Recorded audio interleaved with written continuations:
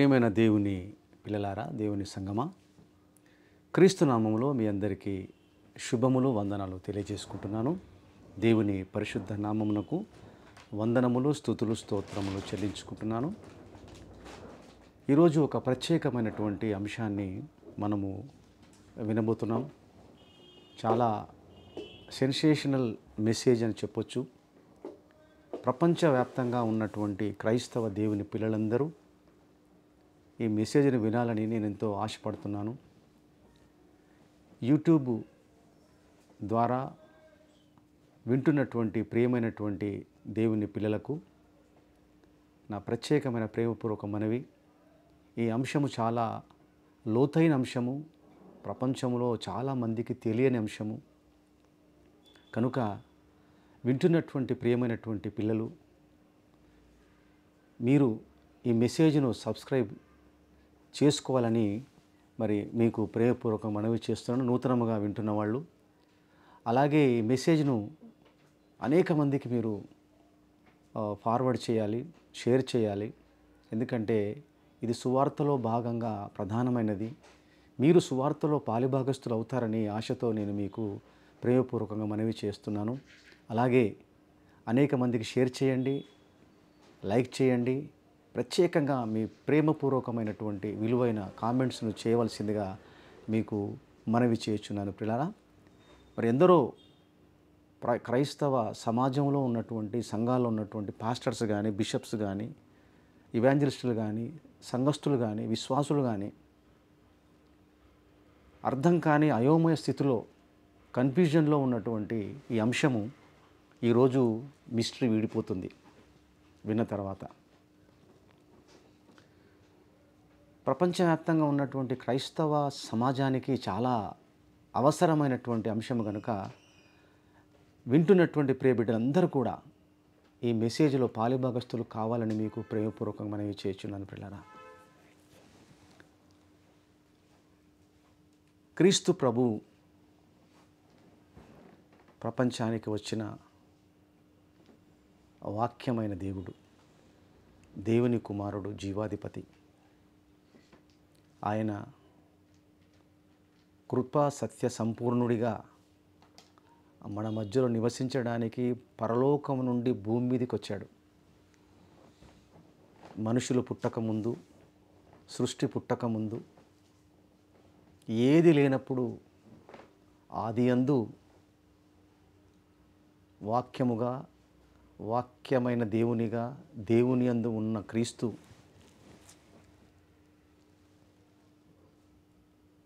ప్రపంచ సర్వమానవాళి రక్షణ కొరకు, సర్వమానవాళి శ్రేయస్సు కొరకు సాతానును తన పాదాల కింద చితక త్రొక్కటానికి, రక్షణను ప్రసాదించడానికి ప్రపంచవ్యాప్తంగా ఉన్న దేవుని పిల్లలందరికీ ఆయన శిలువలో బలియాగం కావటానికి రావటం మనందరికీ తెలుసు. దానిని, ఆ రక్షణ భాగ్యాన్ని పొందకుండా ఉండటానికి, క్రీస్తును నమ్మకుండా ఉండటానికి, వాక్యాన్ని నమ్మకుండా ఉండటానికి, యేసు క్రీస్తుపై అతి భయంకరమైనటువంటి అవమానాలతో కూడినటువంటి రచనలు, మాటలు, కామెంట్స్ చేసినటువంటి సందర్భాలను మనం చూస్తున్నాం. అందులో భయంకరమైనదే సాతాను వేసిన అగ్ని బాణం. దాన్ని ఆర్పుతున్నది ఈరోజు బైబిల్. మీరు గమనించాలి ప్రియులారా. ఆ అగ్నిబాణం ఏమిటంటే, సాతానుడు వేసిన అగ్నిబాణం యేసు క్రీస్తు సిలువలో మరణించలేదు. నంబర్ 1. నంబర్ 2, యేసు క్రీస్తు మేరీ మ్యాగ్దలిన్ అనే, మగ్దలేని మరియ అనే స్త్రీని వివాహం చేసుకున్నాడు. అంటే రహస్యంగా ఆమె ఇతనికి భార్య అని భయంకరమైన దుష్ప్రచారము, నీచమైన ప్రచారం చేయటం జరిగింది. మూడోదిగా అతి భయంకరమైనటువంటి పచ్చి అబద్ధము, అసత్యం ఏమిటంటే యేసుక్రీస్తు ఇండియాకు వచ్చేసాడు. కాశ్మీర్ అనే ప్రాంతంలో వచ్చి నివసించాడు. ఆయన సంతానం ఉంది. ఆయన సమాధి నేటికి ఉంది. సిలువలో నుండి దింపి శిష్యుల ద్వారా ఆయన పారిపోయి కాశ్మీర్కి వచ్చాడు. అలాగే కాశ్మీర్కి రాకముందు చిన్న వయసులో ఆయన టిబెట్ ప్రాంతాన్ని దర్శించి అక్కడ బౌద్ధ లామాస్ దగ్గర, బుద్ధుల లామాస్ దగ్గర జ్ఞానం నేర్చుకున్నాడు, యోగా నేర్చుకున్నాడు, కొన్ని శక్తులు నేర్చుకొని తిరిగి 30 సంవత్సరాల తర్వాత ఇజ్రాయెల్ దేశానికి వెళ్ళి అక్కడ బౌద్ధ లామాల దగ్గర నేర్చుకున్న జ్ఞానమును ప్రదర్శించి అనేకమైన అద్భుతాలు బౌద్ధ లామాల దగ్గర నేర్చుకున్నవి ప్రదర్శించి అనేకులను క్రైస్తవ మతంలోకి మార్చేశాడు అనేది ఒక పెద్ద పచ్చి భయంకరమైనటువంటి అపవాద, నింద, దుష్ప్రచారాన్ని పుట్టించారు. ఇది ప్రపంచంలో చాలా ఫేమస్ అయిపోయింది. ఇది మీరు జాగ్రత్తగా వినాలి వాక్యాన్ని, మీరు ఆశ్చర్యపోతారు ఈరోజు వింట తర్వాత. బైబిల్లో ఇంత క్లియర్గా ఉంటే ఎందుకు వీళ్ళు అబద్ధాన్ని నమ్ముతున్నారో ఈరోజు మీరు తెలుసుకుంటారు పిల్లరా. ప్రేమైన దేవుని పిల్లలారా, చాలా జాగ్రత్తగా వినవలసిందిగా మీకు ప్రేమపూర్వక మనవి చేయుచున్నాను. ఎందుకు ఈ ప్రశ్న ఉద్భవించింది అని అనుకుంటే, ఈ ప్రశ్న పుట్టించిన వాడు సైతాను. మీరు గుర్తుపెట్టుకోవాలి. ప్రప్రథమంగా ఈ సైతానుడే ఈ ప్రచారాన్ని చేశాడనేది మీకు ఈరోజు నిరూపిస్తాను మీకు నేను. మనుషులు ఎత్తడి వారండి వాళ్లకు. సాతానుడు భయంకరుడు. వాడు వేసిన అగ్నిబాణం ఇది. దాన్ని ఈరోజు బైబిల్ చల్లారుస్తుంది, అగ్నిబాణాన్ని. ఈ ప్రశ్న ఎందుకు వచ్చింది ఆలోచిస్తే పిల్లరా, లూకాసు వార్త 2వ అధ్యాయము 41వ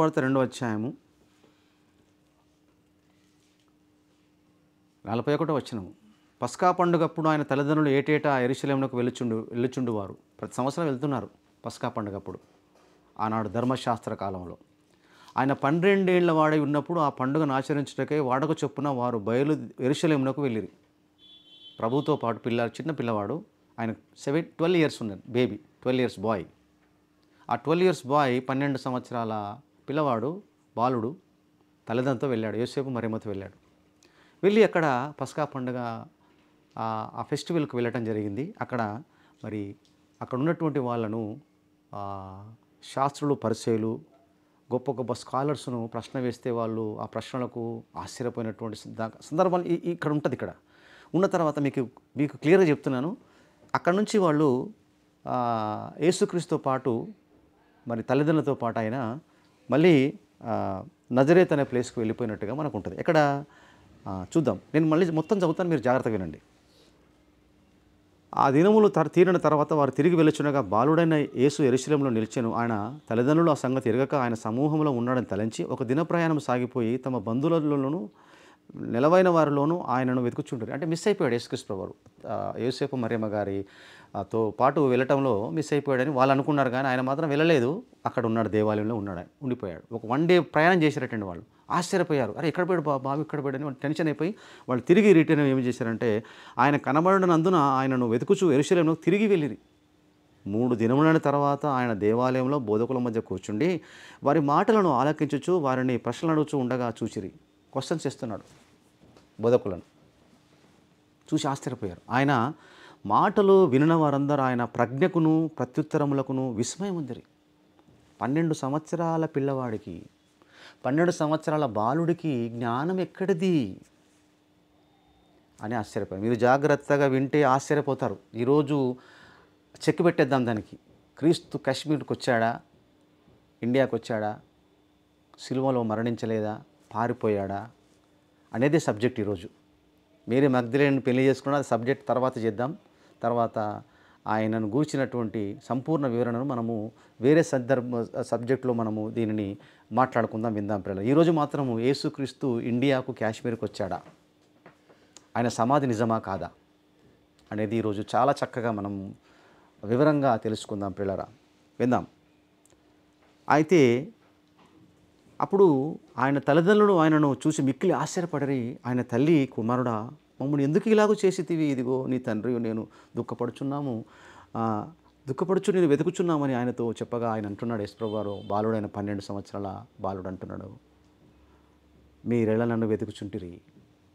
నేను నా తండ్రి పనుల మీద ఉండవాలని మీరు ఎరగరా అని వారితో చెప్పాను. పరలోకమందున తండ్రి పనుల మీద ఉండాలని నీకు తెలియదా అమ్మా అన్నాడు. అన్న తర్వాత అయితే ఆయన తమతో చెప్పిన మాట వారు గ్రహింపలేరు.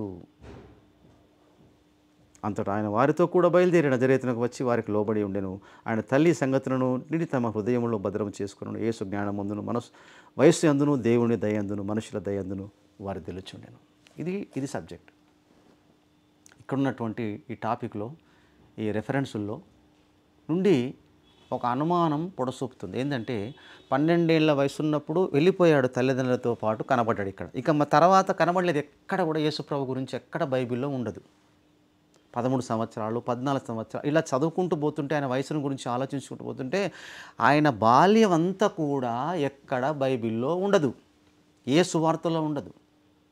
మళ్ళీ ఎక్కడ ఉంటుందంటే లూకా సువార్త 3వ అధ్యాయము 23వ వచనంలో ఉంటుందండి. యేసు బోధింప మొదలుపెట్టినప్పుడు ఆయన దాదాపు 30 ఏండ్ల ఈడు గలవాడు అంటుంది. 30 ఏండ్ల ఈడు గలవాడు. ఈ 30 ఏండ్ల ఈడు గలవాడుగా ఉన్నటువంటి సందర్భంలో ప్రియులారా, మరి ఆయన ఏమి జరుగుతుంది అంటే, ప్రియ దేవుని సంగమా, ఆయన బాప్తీసం తీసుకుంటాడు. బాప్తీసం తీసుకొని వెంటనే ఆయన బోధ స్టార్ట్ చేయడము 30 ఇయర్స్ అని మనకు క్లియర్గా బైబిల్లో ఉంది. అర్థమైందండి? బోధ స్టార్ట్ అయినప్పుడు 30 సంవత్సరాలు, 12 సంవత్సరాలప్పుడు బాలుడిగా ఉన్నప్పుడు యెరూషలేము దగ్గరికి దేవాలయంలో పస్కా పండుగ కనిపించిన మధ్యకాలం బైబిల్లో లేదు. ఎక్కడికి వెళ్ళాడు? బైబిల్ ఎందుకు రాయబడలేదు? ఎందుకు రాయబడలేదంటే, యేసుక్రీస్తు గురించినటువంటి డాటా దేవుని దగ్గర లేదా, లేక అపోస్తుల దగ్గర లేదా? అర్థమైందండి? ఆ 17 సంవత్సరాల కాలంలో ఉన్నటువంటి డాటా ఎక్కడికి వెళ్ళిపోయింది?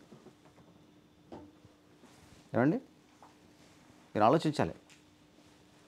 అందుకు అతి భయంకరమైనటువంటి విషయం ఏమిటంటే, 27 అంటే 30 సంవత్సరాల మధ్యకాలంలో ఉన్నటువంటి యేసుక్రీస్తు ప్రభువారు మరి ఈ 17 సంవత్సరాలు ఎక్కడున్నాడు?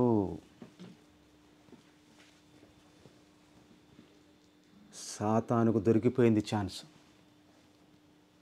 తెరలేపాడు సాతానుడు. మీరు సాతానుడని ఇప్పుడు చూపిస్తానండి మీకు బైబిల్లో. మనుషులు ఏందండి, వాళ్ళు మానవులు, సామాన్యులు అండి. ఇక సాతానుడు చేసినటువంటి వాడి ప్రణాళిక, వాడి ప్లాన్ ఏదైతే స్టార్ట్ అయిందో అదే మెయిన్ ఈరోజు మనం వింటున్నటువంటి ప్రపంచవ్యాప్తంగా వింటున్న అసత్యము. యేసుక్రీస్తు ప్రభువారు బౌద్ధ లామాల దగ్గర టిబెట్లో ఉన్నటువంటి ఆ దేవాలయాలను దర్శించి అన్ని విద్యలు నేర్చుకొని ఆ 17 సంవత్సరాలు అక్కడ ఉండి యుక్త వయసు 30 సంవత్సరాలు రాగానే వచ్చేసాడు. యెరూషలేముకి వచ్చి ఆ సూపర్ న్యాచురల్ పవర్స్ అన్నీ కూడా యూజ్ చేసుకుంటూ సువార్తను చెప్పుకుంటూ క్రైస్తవులుగా మార్చేశాడు. చాలామందిని ఆయన శిష్యులుగా చేసుకున్నాడు. రష్యన్ శాస్త్రవేత్త ఒక ఆయన ఉన్నాడు. ఆయన పేరు నికోలస్ నోటోవిచ్. మీరు అనుకుంటున్నారు రష్యన్ శాస్త్రవేత్త అని, అందరికి అదే ఉంటుంది రష్యన్ శాస్త్రవేత్త అని. రష్యాలో ఉన్న యూదుడు ఆయన. మీకు అర్థమైందా? ఆయన యూదుడు, ఇశ్రాయేలీయుడు, ఒకనాడు సంతానం. ప్రపంచానికి అబద్ధాన్ని ప్రకటించింది ఎవరు? యూదులే. డార్విన్ కోతి నుంచి మనిషి పుట్టాడని చెప్పాడు కదా, వానరం నుంచి మనిషి. వానరం వేరు, మనుషులు వేరు కదండి, తెలుసు కదండి. డార్విన్ యూదుడే. భవిష్యత్తు చెప్తాడు ప్రపంచానికి. భవిష్యత్తు పితామహుడు, అందరికంటే గొప్పవాడు నోస్ట్రాడామస్, యూదుడే. Nicholas Notovitch యూదుడే. టార్గెట్ ఎట్లా పెట్టి ఎవరిని పట్టుకుని చూడు సైతాన్. చూసారా ఎవరిని పట్టుకుని చూసారా? వాళ్ళు చాలా మేధావులు కదండి, తెలివైన వాళ్ళు, యోధులు. వాళ్ళతోటి వర్కౌట్ అవుతుందని తెలిసేవాడు సైతాన్ గాడు వాడుకున్నాడు వాళ్ళని. పిల్లరా, దేవుని సంగమా, నికోలస్ నోటోవిచ్ వచ్చి ఆ టిబెట్ ప్రాంతంలో అంతా పర్యటించి ఆయన సమాధి చూసి అవన్నీ సేకరించాడట. అవన్నీ రుజువులని సేకరించి ఒక బుక్ రాశాడు, the unknown life of Jesus Christ. ఆ బుక్ సంచలనం రేగింది, unknown life of Jesus Christ. ఆ బుక్కు మరి 1894లో రాశాడు. 18వ శతాబ్దం, 18th సెంచరీ ఆయన నికోలస్ నోటోవిచ్.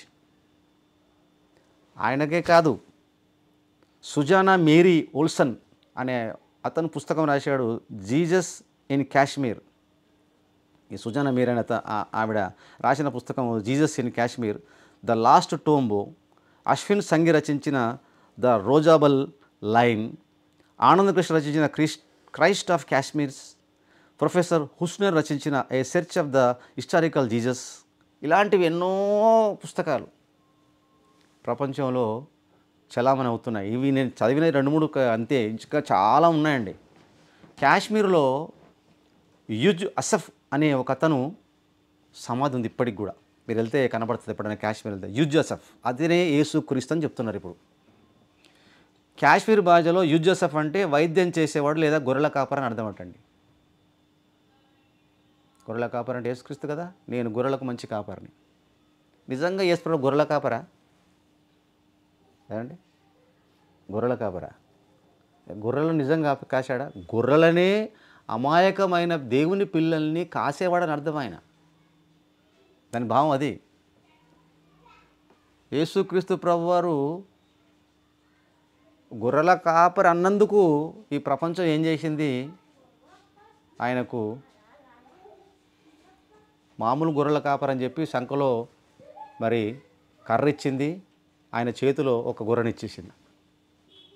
అన్ని గొర్రెలు కనబడుతూ ఉంటాయి, రోడ్డు మీద కనబడుతూ ఉంటాయి, అంత ఆయన ముందు అన్ని కనబడుతుంటాయి గొర్రెలు. అంటే ఫిజికల్ కనిపించే గొర్రెలు కావు అవన్నీ. స్పిరిచువల్లో ఆత్మీయంగా ఆలోచిస్తే పిల్లరా, దేవుని పిల్లల్ని అంటున్నాడు ఆయన, గొర్రెలు మీకు నేను కాపరిని అంటున్నాడు పిల్లరా. ఇక్కడ వాళ్ళు అదే పెట్టుకున్నారు యూజ్ జోసెఫ్ సమాధికి. మీకు అర్థమైందండి? తర్వాత అక్కడ ఒక ప్రాంతం ఉంది, పహల్గామ్ అని ఒక ప్లేస్ ఉంది, పహల్గామ్ అనే ఒక ఏరియా. అది కూడా గొర్రెల కాపరి అర్థమట. పహల్గామ్ అనే ప్లేస్ పేరు పహల్గామ్, గొర్రెల కాపరి పట్టణం ఆ సిటీ పేరు. ఇంకా పెద్ద కామెడీ చెప్పమంటారా? మీరు ఆశ్చర్యపోయే విషయం చెప్తాను ఇప్పుడు. మీరు ఆశ్చర్యపోతారు ఇప్పుడు ప్రియులారా. అదేమిటంటే ప్రియులారా, యెరూషలేములో ఉన్న ఇప్పుడున్నటువంటి ఇశ్రాయేల్ దేశంలో ఉన్నటువంటి యూదులు, ఇశ్రాయేల్ ఎవరైతే ఉన్నారో వీళ్ళందరూ కూడా ఒకనాడు ఐగుప్తు దేశంలో దాసులుగా ఉన్నారు. వాళ్ళందరినీ మోషే గారు ప్రవక్త నాయకత్వంలో వాళ్ళని తీసుకొని వస్తుంటాడు. కనానుకు ప్రయాణం అవుతారు, మనకు తెలుసు అది. ప్రయాణం అవుతున్నప్పుడు అరణ్యంలో కొంతమంది చెదిరిపోయారటండి, కొంతమంది చెదిరిపోయారట, కొంతమంది లెక్క చెదిరిపోయి వెళ్ళిపోయారు. ఆ తర్వాత మోషే ప్రవక్త కానానుకు వెళ్ళి కాకుండా మిగిలిన ఎవరైతే మిస్ అయిపోయారో, చెదిరిపోయారో వాళ్ళని వెతుక్కుంటూ కాశ్మీర్కి వచ్చారట మోషే ప్రవక్త. కాశ్మీర్కి వచ్చేసాడట. ఎవరి కొరకు? కొంతమంది యూదులు అక్కడ ఉన్నారని తెలిసి అక్కడుండి మోషే గారు కూడా అక్కడి నుంచి చనిపోయారటండి. మోషే ప్రవక్త సమాధి కూడా ఉందట కాశ్మీర్లో. అక్కడ కొంతమంది యూదులు ఇప్పటికి ఉన్నారట. ఎలా ఉంది చూసారా? వింటుంటే ఎలా అనిపిస్తుంది మీకు? మోషే సమాధి చేయబడ్డది ఎక్కడ? బైబిల్ ఉంది కదండి, ఒకసారి చూద్దామంటే దాన్ని. ఎందుకంటే చూడకపోతే మనము క్లారిటీ రాదు. చూడాలి, బైబిల్నే చూడాలి మనం ఏదైనా కూడా ప్రియులారా. ద్వితీయోపదేశకాండం 34వ అధ్యాయం. ద్వితీయోపదేశకాండం 34వ అధ్యాయం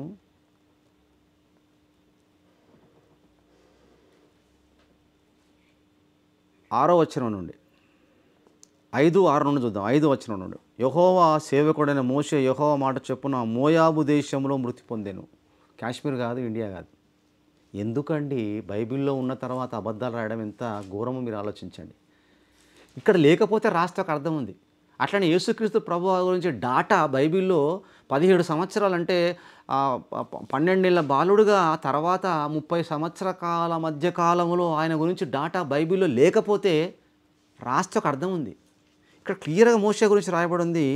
మోయాబు దేశంలో మృతి నొందెను, దేశం పేరు రాయబడింది. బేత్బేరు ఎదుట మోయాబు దేశంలో ఉన్న లోయలో ఉంది క్లియర్‌గా ఇక్కడ. ఎంత ఇన్ఫర్మేషన్ చూడండి, ఎంత క్లియర్‌గా ఉందో. బేత్బేరు ఎదుట మోయాబు దేశంలో లోయలో అతడు పాతిపెట్టబడను, అతని సమాధి ఎక్కడనున్నదో నేటి వరకు ఎవరికి తెలియదు. పాతిపెట్టబడ్డాడు సీక్రెట్గా, మిస్టరీస్గా ఉంది. అది మిస్టరీయస్గా ఉంది, అది తెలియదు, అది మిస్టరీ. దాన్ని దేవుడు ఏం చేశాడంటే మర్మంగా పెట్టేశాడు, దాన్ని సీక్రెట్గా ఉంచేశాడు. ఎందుకు సీక్రెట్గా ఉంచాడంటే సమాధి దొరికితే, ఆయన శవం దొరికితే అబ్బబ్బబ్బో ఆరాధన అయిపోతుందండి. దేవుని మర్చిపోతారు, యేసుక్రీస్తు మర్చిపోయి, ఇప్పటికే యేసుక్రీస్తు మర్చిపోయి కష్టాలు ఉన్నారు ఇశ్రాయేల్ దేశస్తులు. ఇప్పుడు ఆడ సమాధి పెట్టేస్తారు, ఇక మామూలుగా ఉండదు అది మోషే ప్రవక్త సమాధి. కనుక ఆరాధన జరుగుతుంది, వ్యక్తికి పోయి జరుగుతుందని చెప్పి దేవుడు మోషే ప్రవక్తను కనుమరుగు చేసేసాడు శవాన్ని. ప్రియులారా, దేవుని సంగమా, మోషే చనిపోయినప్పుడు 120 సంవత్సరాల ఏడు గలవాడు, అతనికి దృష్టి మాంద్యం లేదు, అతని సత్తువ తగ్గలేదు. ఆయన హెల్త్ ఎలా ఉందో కూడా రాయించాడు క్లియర్గా మోషే గురించి. ఎందుకంటే ఆయనకు అక్కడికి వరకు పని అయిపోయింది కాబట్టి, ఆ ముగింపు అయిపోయింది పని కాబట్టి అక్కడికి ఎండ్ అయిపోయింది ఆయన ఏజ్. కాశ్మీర్లో మోషే సమాధి లేదు, అది కేవలము కల్పితము, ఊహాజనితమైనది, పచ్చి అబద్ధం. బైబిల్లో లేకపోతే అది నమ్ముతాం, బైబిల్లో ఉంది. మరి యేసుక్రీస్తు డాటా బైబిల్లో లేదు కదండి, అది నమ్మొచ్చు కదండి అని మీకు ప్రశ్న రావచ్చు. డాటా లేదు. 13 సంవత్సరాల తర్వాత యేసు ఎక్కడున్నాడు, మళ్ళీ 30 సంవత్సరాలు కనబడ్డాడు. ఈ మధ్య ఏమైంది, అసలు ఈ ఆలోచన ఎందుకు వచ్చిందో చెప్పంటారా? నేను చెప్పాను సాతానుడు పుట్టించాడని. అసలు యేసుక్రీస్తును దేవుడు యేసుక్రీస్తును భూలోకానికి పంపించినప్పుడు ఎన్నో అవమానాలు ఎదుర్కొన్నాడు. యేసుక్రీస్తు ప్రభువారు ఎంతో హింసలు ఎదుర్కొన్నాడు.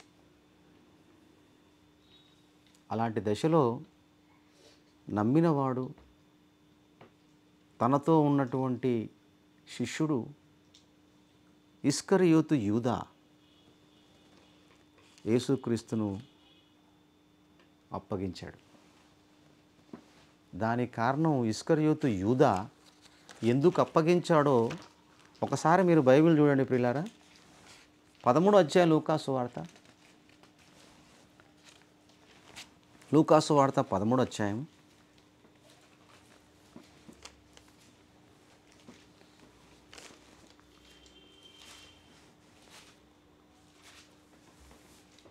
క్షమించండి, యోహాను సువార్త అండి, క్షమించండి ప్రియులారా. యోహాను సువార్త 13వ అధ్యాయము,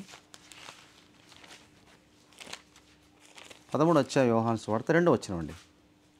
వారు భోజనము చేయుచుండగా ఆయనను అప్పగింపవలనని సీమోను కుమారుడగు ఇస్కరియోతు యూదా హృదయములో అపవాది ఇంతకు ముందు ఆలోచన పుట్టించి ఉండెను.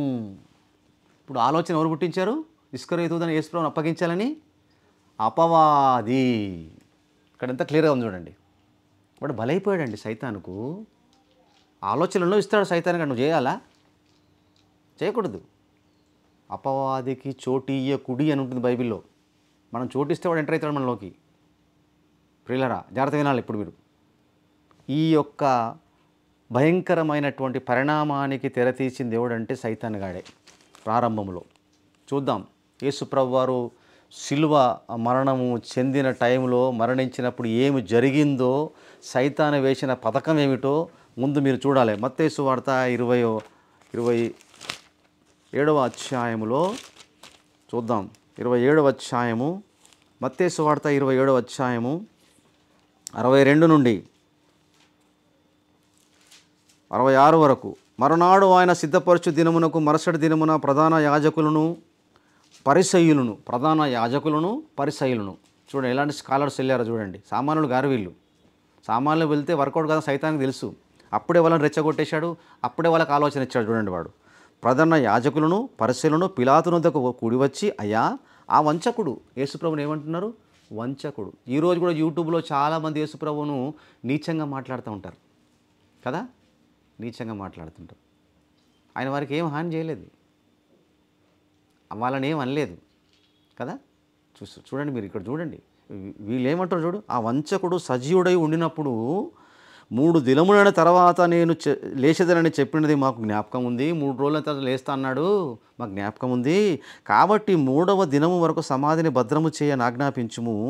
వాని శిష్యులు వచ్చి వానిని ఎత్తుకొని పోయి ఆయన మృతులలో నుండి లేచినని ప్రజలతో చెప్పుదురేమో. అప్పుడు మొదటి వంచన కంటే కడపటి వంచన మరి చెడ్డదై ఉండునని చెప్పిరి. చూడండి, సామెత కూడా చెప్తున్నారు వాళ్ళు, పిలాతగా చెప్తున్నారు. వాని శిష్యులు, పదజాలం ఎలా ఉంది చూసారా? ఉన్నట్టుగా బైబిల్లో ఎలా ఉందో చూడండి. యేసుప్రభు గురించి ఎలా రాయించాడు దేవుడు. వంచిస్తారు, ఆ శవాన్ని ఎత్తుకెళ్ళిపోయి యేసుప్రభు వారు తిరిగి లేచాడు 3 రోజులు ప్రచారం చేస్తారు. కాబట్టి ఏం చేయమంటారు పిలాతుతోటి? మొత్తము భద్రం చేయండి, శీలేయండి ఆ సమాధిని అని చెప్తున్నాడు. అందుకు పిలాతు, కావాలి వారు ఉన్నారు కదా, మీరు వెళ్ళి మీ చేతనంత మట్టుకు సమాధిని భద్రము చేయడని వారితో చెప్పాను. వారు వెళ్ళి కావాలి వారిని కూడా ఉంచుకొని రాతికి ముద్ర వేసి సమాధిని భద్రం చేసేది. ఎంత ఇంట్రెస్ట్ చూడండి వాళ్ళకు. యేసుప్రభు లేవడం సైతానికి ఇష్టం లేదు కదా, ఆయన నమ్మటం సైతానికి ఇష్టం లేదు కదా. వాళ్ళకేం నష్టం జరుగుతుందండి? యేసుప్రభు లేస్తే సాతానుగాడి పన్నాగం, సాతానుగాని కుట్ర, ప్రభు పునరుత్థానుడై లేవటం అనేది వాడికి ఇష్టం లేదు. ప్రభు పునరుత్థానుడని చెప్పటం, ఈ ప్రపంచానికి బోధించటం వాడికి ఇష్టం లేదు. నమ్మోదు యేసుప్రభు వారిని. ప్రియులారా, అయినా ఏమైనా అయిందా? కాలేదు. ఆ రోజు ఏం జరిగింది? 3వ రోజు యేసుప్రభు లేచినప్పుడు 4వ వచనం 28వ అధ్యాయము, మత్తయి సువార్త 28, 4వ వచనం. అతనికి భయపడటం వలన, అంటే యేసుప్రభు లేచినప్పుడు ఆ 3వ వచనంలో, ఆ దూత స్వరూపము మెరుపుబలే ఉండెను, అతని వస్త్రము హిమమంత తెల్లగా ఉండెను, అతనికి భయపడుట వలన కావలి వారు వణికి చచ్చిన వారే ఉండిరి. ప్రభు పునరుత్థానము జరిగిన ఆ సందర్భం అక్కడ రాయబడింది పిల్లరా. కావలి వారు చచ్చిన వారులాగా అయిపోయారు. సమాధి రాయి దొర్లింపబడింది. దేవదూత చేత ఆయన యేసుప్రభు వారు పునరుత్థానాన్ని బయటకు వచ్చేసాడు సమాధిలో నుండి సజీవుడై. దేవుని స్తోత్రం కలుగునుగాక పిల్లరా. ఇది బైబిల్ చెప్తున్న సత్యం అండి. ఇక తర్వాత ఏం జరిగిందో ఇప్పుడు చూడండి మీరు, చాలా ఇంపార్టెంట్ విషయం. ఇప్పుడు మత్తయి సువార్త 28వ అధ్యాయము. ఇంకా తెలిసిపోయింది యేసుప్రభు బయటికి లేచి వచ్చేసాడు, ఈ ప్రపంచంలోకి బయటకు వచ్చేసాడు, లోకంలోకి వచ్చేసాడు తెలిసిపోయింది సమాధిలో నుండి. అప్పుడు ఏం జరిగిందట? కావలి వాళ్ళు చూశారు, ఆ నిజాన్ని చూశారు, జరిగింది చూశారు. ఆ కావలి వాళ్ళు భయపడిపోయారు. వాళ్ళు వచ్చి ఏం చెప్తున్నారట? వారు వెలుచుడగా కావలి వారిలో కొందరు పట్టణంలోనికి వచ్చి జరిగిన సంగతులన్నింటినీ ప్రధాన యాజకులతో చెప్పారు. అయ్యా, ఆయన లేచాడయ్యా, ఒక దేవదూత వచ్చాడు, ఆ భయంకరంగా ఉన్నాడు, మెరుపు వచ్చింది, భూకంపం వచ్చింది, మేము భయపడిపోయామని నిజాన్ని చెప్పారండి వాళ్ళకు. చెప్పినప్పుడు వాళ్ళు ఏం చేయాలి? అవును, ఆ నిజాన్ని నమ్మి ప్రభుని అంగీకరించాలి. లేదు, సాతానుడు ఏం చేశాడు? ఇష్టం లేదు వాడికి.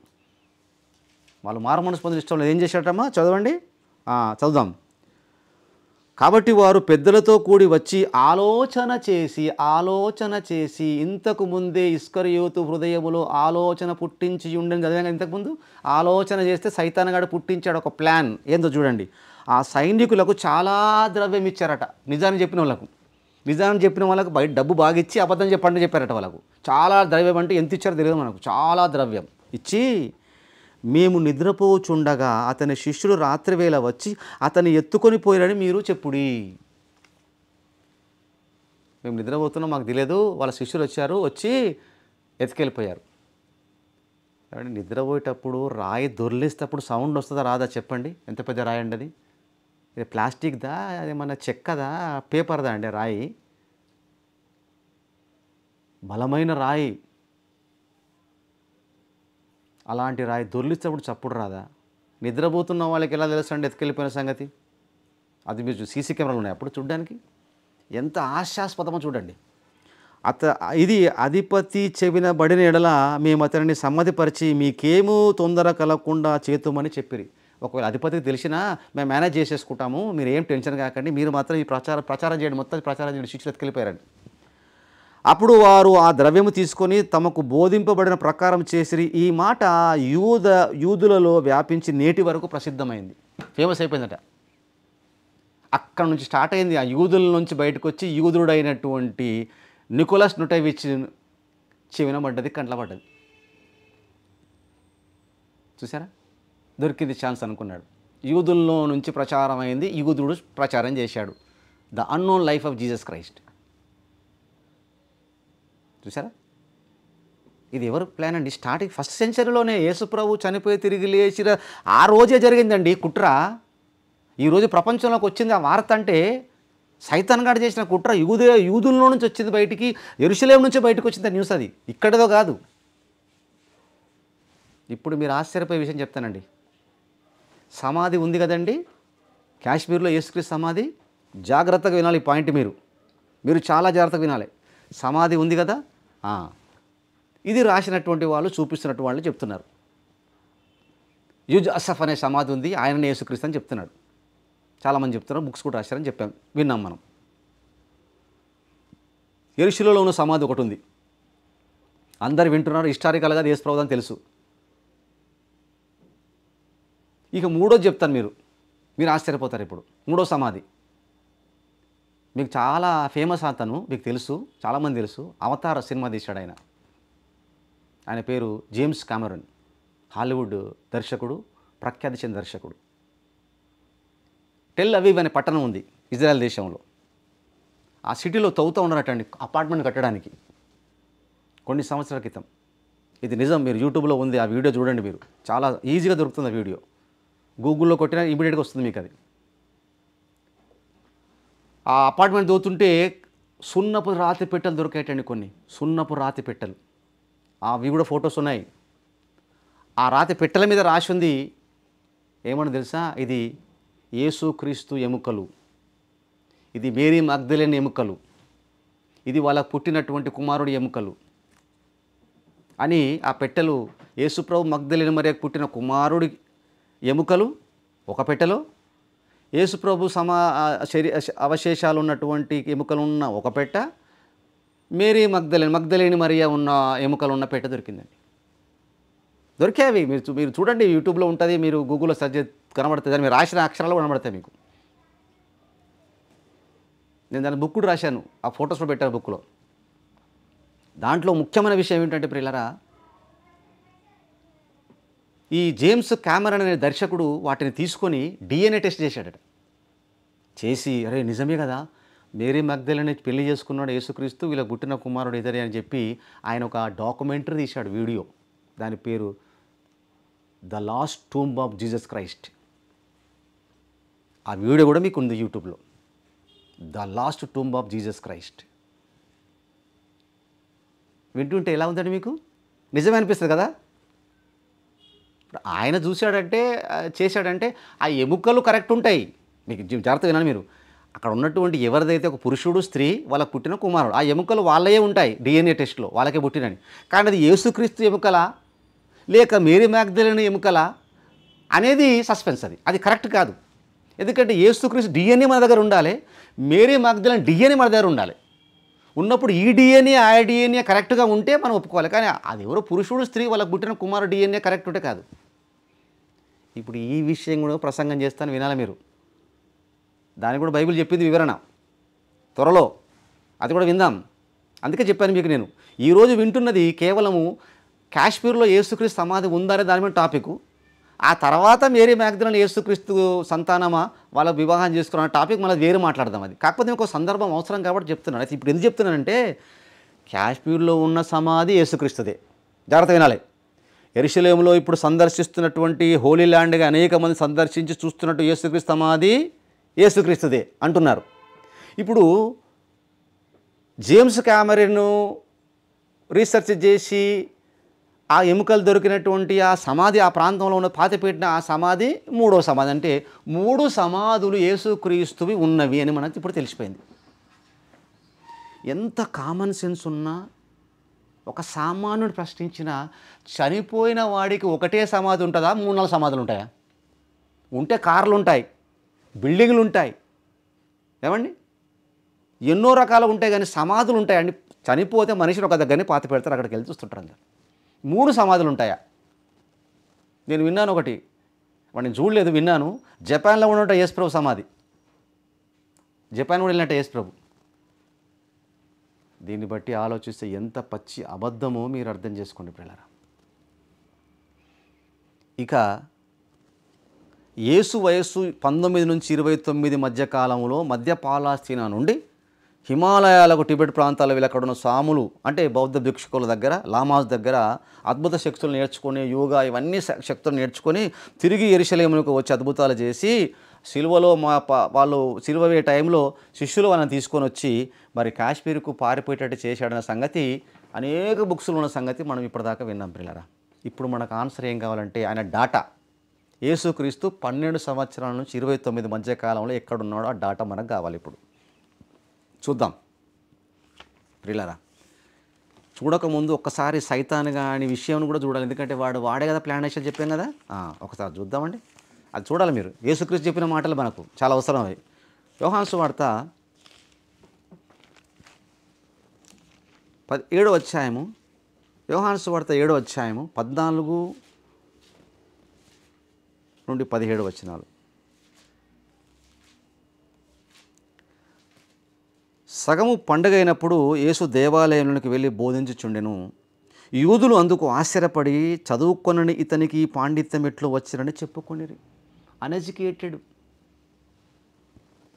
ఇంత గొప్ప జ్ఞానం ఎక్కడ నుంచి చెప్తున్నారని ఆనాడే వాళ్ళకు ఆశ్చర్యం వేసింది. ఇప్పుడు బౌద్ధ లామాల దగ్గరికి వెళ్ళి నేర్చుకున్నాడన్న సంగతి కొరకనే మీకు చెప్తున్నాను. మీకు ఫస్ట్ చూడాలి మీరు, ఈ పాండిత్యం ఎక్కడి నుంచి వచ్చింది అన్నప్పుడు అందుకు యేసు అంటున్నాడు, నేను చేయు బోధ నాది కాదయ్యా, ఇది నాది కాదు, నన్ను పంపిన వానిదే, తండ్రిది, దేవునిది. యేసు చెప్పిన బోధ ఎక్కడ కూడా బుద్ధుని గురించి చెప్పలేదు, ఎక్కడ గురించి బౌద్ధుల గురించి చెప్పలేదు, ఏ ఇతర మతాల జోలికి పోలేదు, ఎవరిని దూషించలేదు, ఎవరి మతాలను కించపరచలేదు, ఎవరిని కూడా అవమానపరచలేదు. యూదుల గురించే మాట్లాడి యూదుల యొక్క బోధన ఖండించాడు ఆయన. ఎందుకొచ్చి వచ్చింది యూదుల గురించి కాబట్టి ఆయన యూదుల గురించి ఆ రోజు వారిని సరిచేయడానికి, వారిని రక్షించడానికి, వారిని కాపాడడానికి యేసుక్రీస్తు బోధ చేశాడు. వాళ్ళని వాడి బోధనలను ఖండించాడు, వాళ్ళ దుర్మార్గతలను ఖండించాడు, వాడి తప్పులను ఖండించాడు, వాళ్ళ ప్రవర్తనను ఖండించాడు.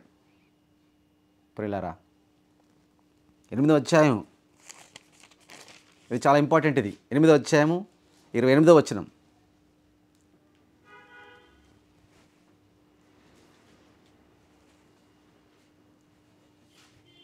8వ అధ్యాయము యోహాను సువార్త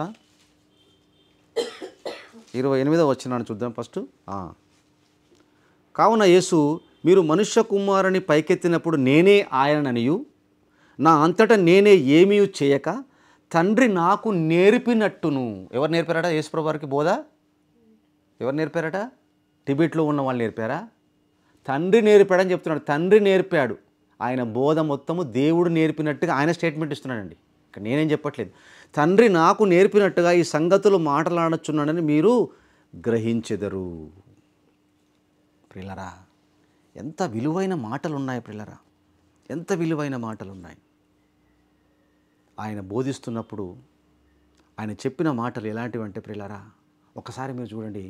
యేసుప్రభు వారితో ఆర్గ్యూ చేస్తున్నారు, వాళ్ళు ఆర్గ్యుమెంట్ చేస్తున్నారు. ఆనాటి యూదులు శాస్త్రులు పరిశీలన చేస్తున్నప్పుడు ఏం చెప్పాడో మనం ఒకసారి విందాం ప్రియులరా. అదే 8వ అధ్యాయము యోహాను సువార్త 8వ అధ్యాయం 44వ వచనం నుంచి. మీరు మీ తండ్రి యగు అపవాది సంబంధులు, మీ తండ్రి దురాశలు నెరవేర్చగోరుచున్నారు. అంటే సాతానుడు మీకు ఏదైతే ప్లాన్ చేస్తున్నాడో, సాతానుడు ఏదైతే చెప్తున్నాడో, నాకు వ్యతిరేకముగా, దేవునికి వ్యతిరేకముగా, వాక్యమునకు వ్యతిరేకంగా మీరు మాట్లాడుతున్నారో, మీరు వాని కోరిక నెరవేరుస్తున్నారు. సైతాన్ గాంధీ వాని సంబంధులుగా ఉన్నారని వాళ్ళని గద్దిస్తున్నాడు పిల్లారా. ఆది నుండి వాడు నరహంతకుడై ఉండి సత్యమందు నిలిచిన వాడు కాడు, వాని యందు సత్యమే లేదు. అందుకే అసత్యానికి వాడు జనకుడు, అబద్ధమునకు జనకుడు అంటాడు. అందుకే వాడు అబద్ధం ఆడినప్పుడు తన స్వభావం అనుసరించే మాటలాడును, వాడు అబద్ధికుడును అబద్ధమునకు జనకుడునై ఉన్నాడు. అబద్ధాన్ని పుట్టించింది ఎవరు? సైతాన్ గాడు. స్టార్టింగ్లో పుట్టించాడు అబద్ధమును. మేము చచ్చిపోతామని దేవుడు చెప్పాడు, అవ్వ చెప్తే ఏం చెప్పిండు సైతాన్ గాడు? అవును చచ్చిపోతానన్నాడా? మీరు చావనే చావరు అంత గ్యారంటీ చెప్పాడు వాడు. చావు ఉంది అని దేవుడు చెప్పాడు.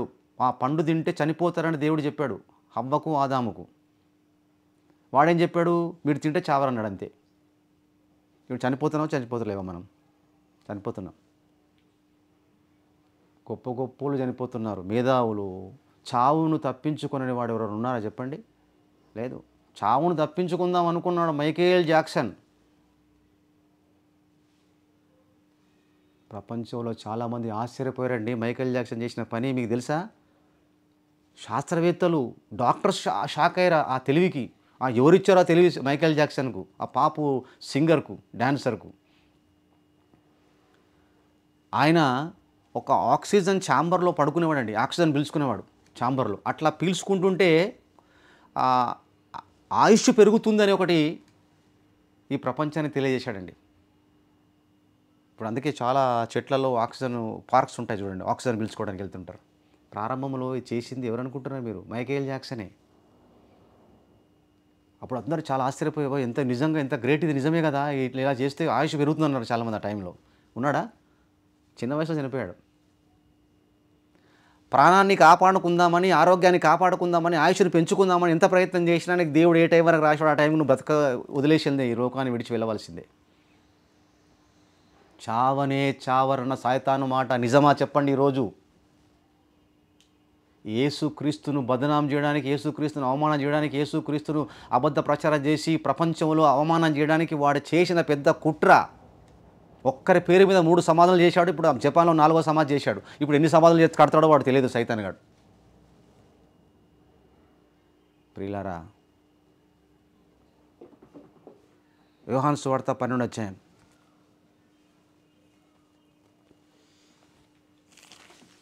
యోహాను సువార్త 12వ అధ్యాయము 49వ వచనము 50వ వచనం. ప్రియులారా, యోహాను సువార్త 12వ అధ్యాయం 49వ వచనము 50వ వచనం. ఏలైనగా నా అంతటా నేనేం మాటలాడుటలేదు, నేను ఏమనవలనో ఏమి మాటలాడవలనో దానిని గూర్చి నన్ను పంపిన తండ్రియే నాకు ఆజ్ఞ ఇచ్చిన్నాడు. మరియు ఆయన ఆజ్ఞ నిత్య జీవమనియు నేను ఎరుగుదును గనుక నేను చెప్పు సంగతులను తండ్రి నాతో చెప్పిన ప్రకారం చెప్పుచున్నాను నేను. ప్రియులారా, ఆలోచించండి. ఎవరు చెప్తున్నారు ఈ మాట? యేసుక్రీస్తు చెప్తున్నాడు. పిల్లరా, యేసుక్రీస్తు ప్రభువారు చెప్తున్నాడు, నా మాటలు కాదయ్యా ఇవి.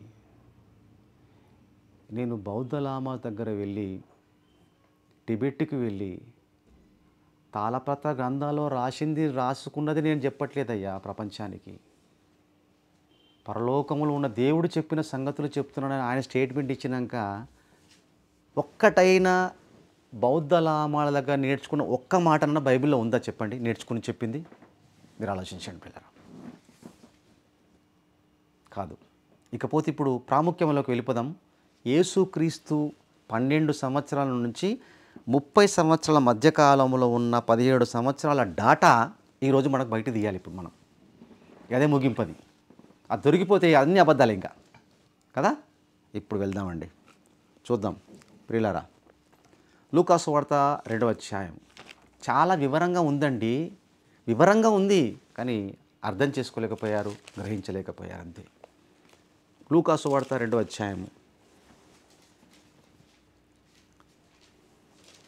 లూకాసు వార్త 2వ అధ్యాయము 41ను జాగ్రత్త చదువుతాను, మీరు వినాలి జవాబు. అయితే దీనికంటే ముందు ఏం చేయాలంటే మనము యేసుక్రీస్తు ప్రభువారి గురించి 12 సంవత్సరాల డాటా ఫస్ట్ తీద్దాం.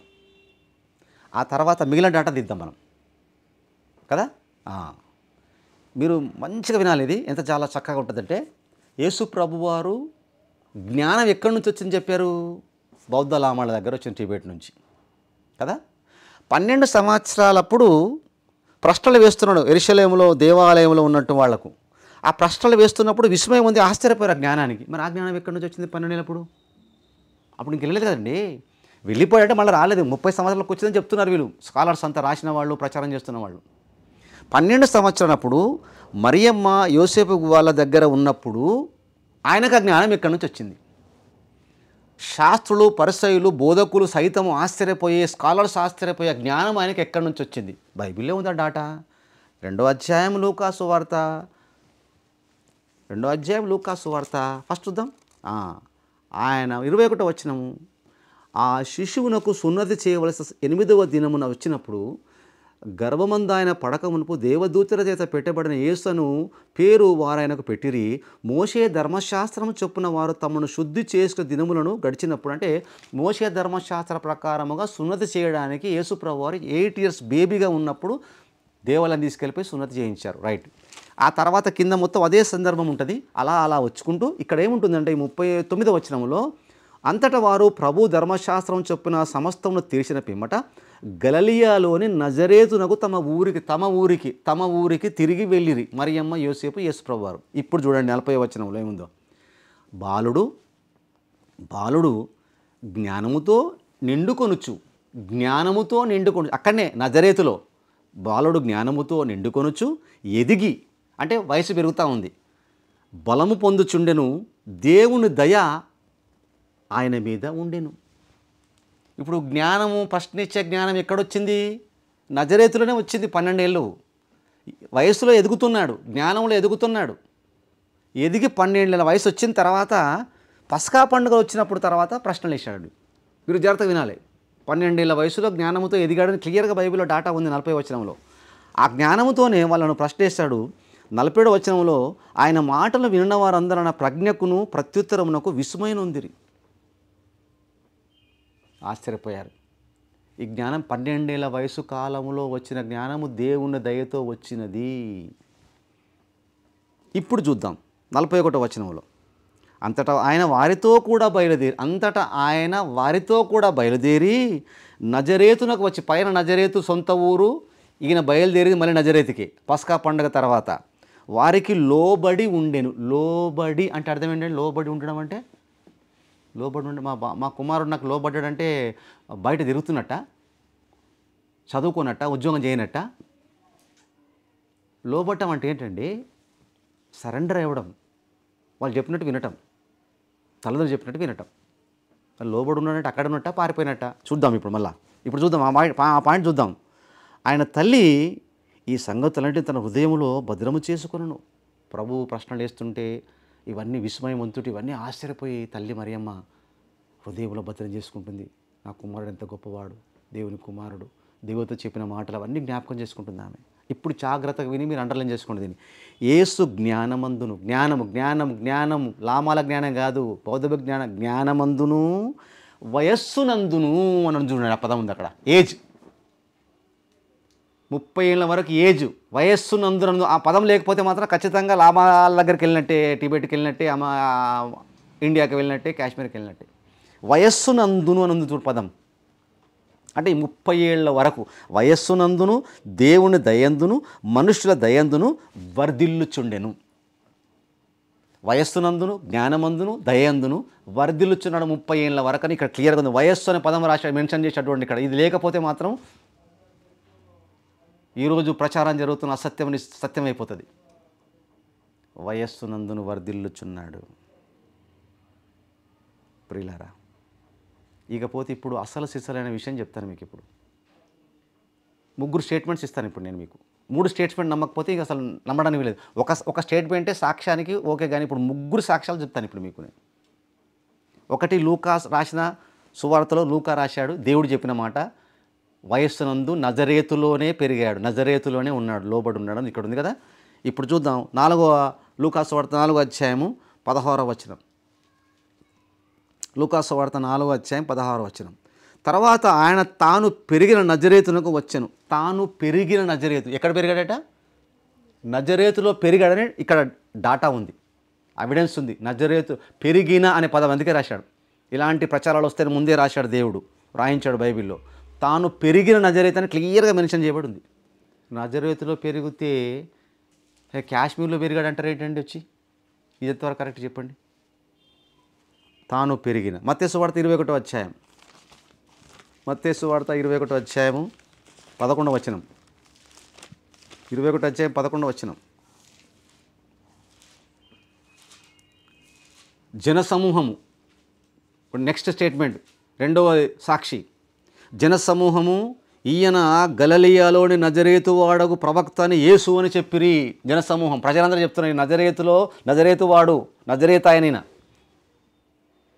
ప్రజలు చెప్తున్నారు, సమూహం, ఈయన నజరేతు వాడు ప్రవక్త అని చెప్తున్నారు. అటు లూకా రాశాడు, దేవుడు చెప్పాడు, ఇప్పుడు ప్రజలు చెప్తున్నారు. ఇప్పుడు ఇంకోటి వినాలి మళ్ళీ మీరు, ఏమండి? అది కూడా చూడాలి మీరు, చూస్తే అర్థమవుతుంది. ఇంకా ప్రియులారా, లూకా సువార్త 4వ అధ్యాయము, లూకా సువార్త 4వ అధ్యాయము 33-35 వరకు, 33 నుండి 35 వరకు.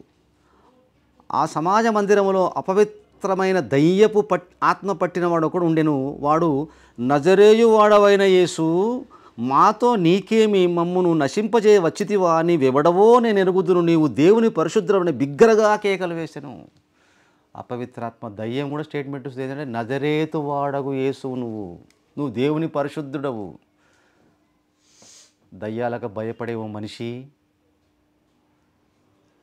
దేవునికి యేసుకు భయపడే దయ్యం అంటుంది, నువ్వు నజరేయు వాడవు అంటుంది. జన సమూహం నజరేయు వాడని చెప్తుంది. దేవుని వాక్యం చెప్తూ నజరేతులో పెరిగాడని, శిష్యులు చెప్తున్న నజరేయు వాడగుడు యేసుక్రీస్తు అని.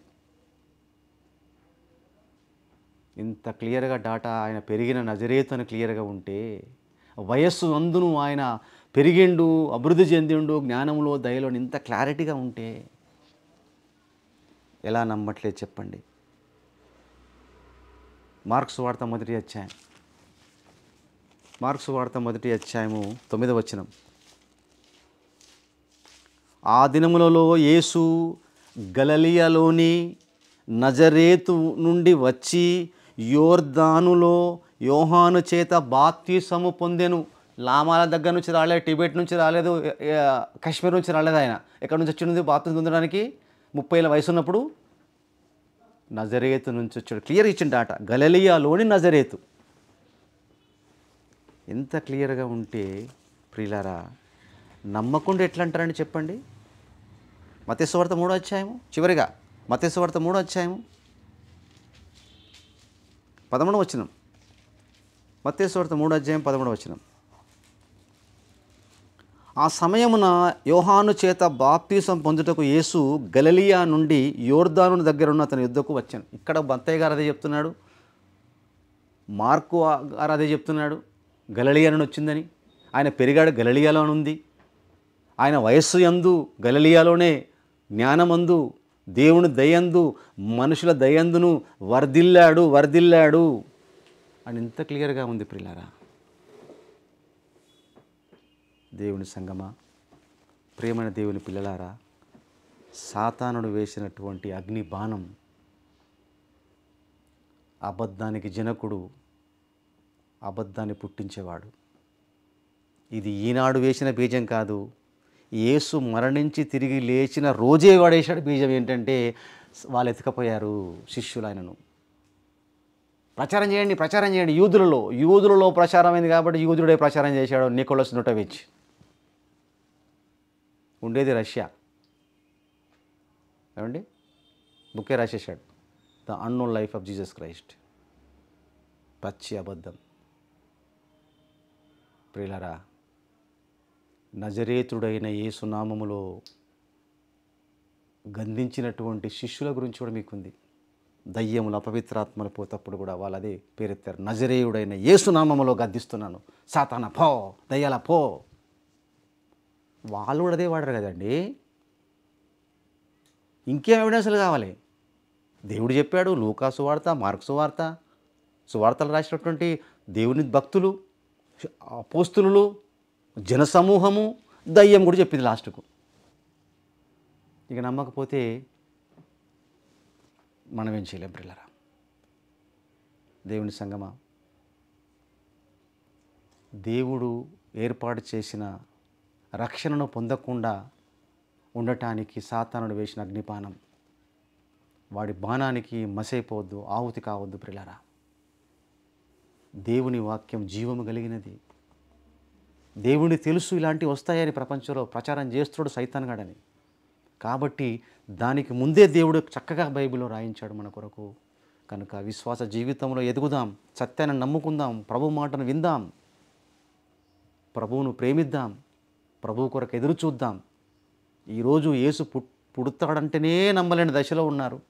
యేసు పుట్టి ఆయన సువార్త సేవ చేసి సమస్త సర్వమాని వాళ్ళ కోసం తన ప్రాణాన్ని త్యాగం చేసి శిలువలో మరణించి సమాధి చేయబడి తిరిగి 3వ రోజు లేచి రక్షణ భాగాన్ని ప్రసాదించిన ఆ యేసు చనిపోలేదని ప్రచారం, శిలువలో మరణించడం లేదని ప్రచారం, తిరిగి పారిపోయాడు అని ప్రచారం.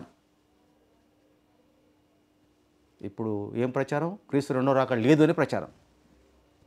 ఎందుకింత కక్ష, ఎందుకింత వివక్ష యేసుప్రభు అంటే సాతాను యొక్క కుట్ర, వాడికున్నటువంటి కసి. ప్రభువును మనం ప్రేమించొద్దు, ప్రభువును మనం ద్వేషించాలి, సాతానుకు అవకాశం ఇవ్వాలి, సాతానుకు చోటు ఇవ్వాలి అనేది వాడి ఆశ. అందుకే మీరు మీ తండ్రి యగు అపవాది కోరికలను నెరవేర్చుచున్నారు. మీరు వాడు అబద్ధికుడు, అబద్ధమునకు జనకుడు అని చెప్పాడు యేసుప్రభువారు. కాబట్టి అబద్ధికుడు నమ్మొద్దు ప్రియులారా.